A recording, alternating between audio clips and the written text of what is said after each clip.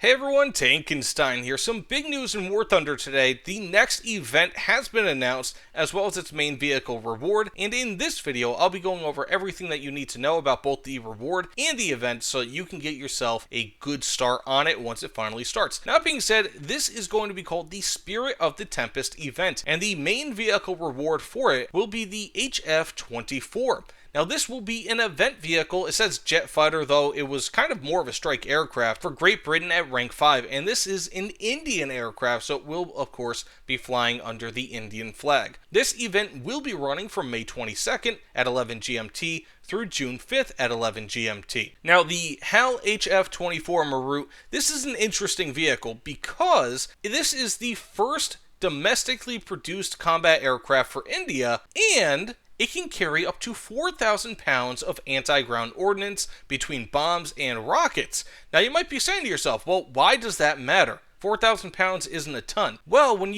it's actually several tons, I guess, but technically speaking, while you look at this vehicle, you might not say, oh, well, that's not a huge amount, relatively speaking. It kind of is for Great Britain because most of their aircraft at and around, let's say 8 or 8.3 BR, which is where I'm expecting this to be, really cannot carry that much ordnance. So this might be able to carry actually more ordnance than pretty much any other comparable Great Britain aircraft, or at least among the best of them, with the exception of the Canberra, but that is more of a standard jet bomber, whereas this is more of a strike aircraft, so it should be able to kind of get into a more precise role than the Canberra could do. So who knows, this could actually be quite a good aircraft for Great Britain at, again, 8.3 BR, which is more or less where I'm expecting it to land.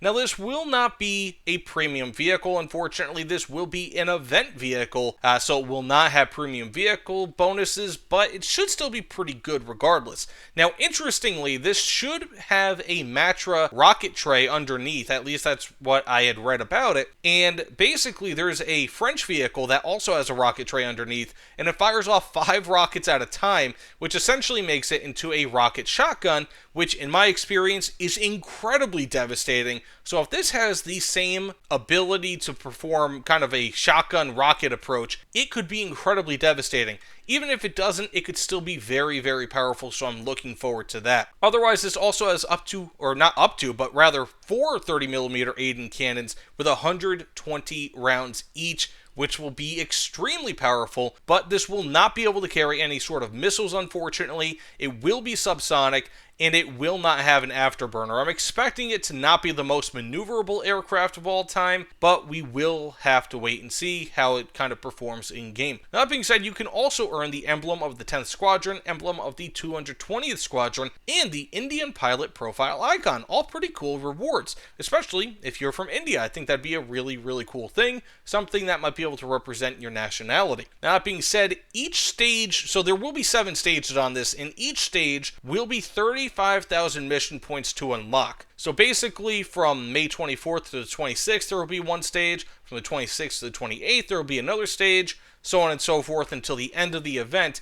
And within each 2-day period, you do need to earn 35,000 mission points in air battles. Now, this could be air battles in arcade, realistic, or sim battles, but you do have to play rank 3 or above vehicles. It doesn't matter what nation you are in, it has to be rank 3 or above.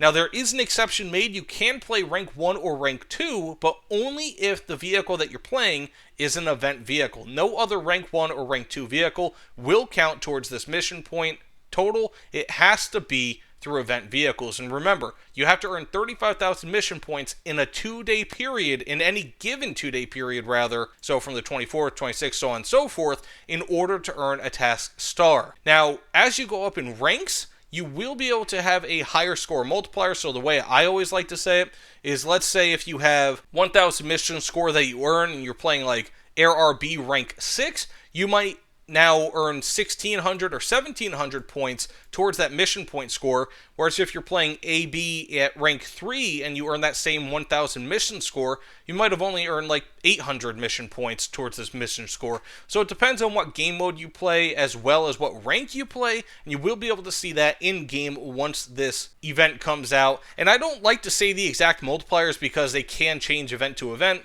but typically AB is the lowest multiplier, and the lower the rank that you get, the lower the multiplier you get as well. Whereas if you play RB or Sim, you have higher multipliers, and the higher the rank that you play, typically the higher multiplier that you get as well. So it's kind of like two different multipliers, one being on a rank basis, and the other one being on a realistic or sim basis, or whatever you want to call it, game mode basis, I might rather say. Now, another piece of advice that I always give is just play whatever you're most comfortable with, so long as it's at least rank 3. The reason being is because if you're just getting swatted out of the sky at like high tiers, and you have no idea what you're doing, and you're getting like 1 kill every 10 matches, you're not going to be able to get this score very easily.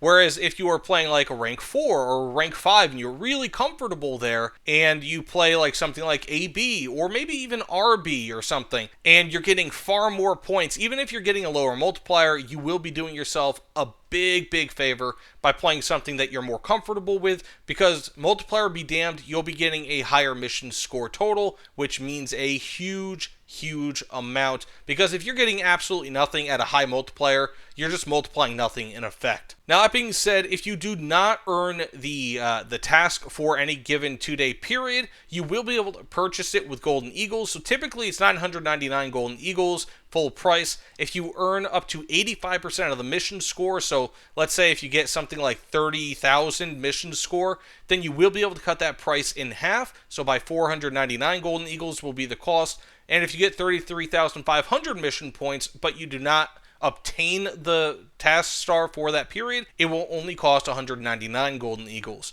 And if you do want to sell this vehicle on the marketplace, it will cost 600,000 mission score in order for you to earn an upgrade for the coupon. So basically, throughout this period, even though you can only earn 35,000 mission score every 2 days for each task, if you combine and you make 600,000 mission points during the entire event from June 22nd through June 5th, then you will be able to earn an upgrade for the coupon, which means that you can list it on the marketplace, which is pretty cool in my opinion, because again, I think that this will be a pretty useful vehicle. There are a lot of people out there that say, oh man, this sucks, or I'm not excited for it. I think if you play Great Britain ground, give or take at around 8.0 BR, which is more or less where I'm expecting it to be, 8.0, 8.3 more likely, this could actually be quite an effective vehicle. Now, it doesn't say that it will have ballistic computers. I'm not sure if it will, but if it does have ballistic computers, then it becomes even more valuable at that BR. So I'm actually really excited to see what this will be able to do. But that being said, let me know what you guys think about this in the comments below. Personally, I was kind of hoping for the Polkey 2,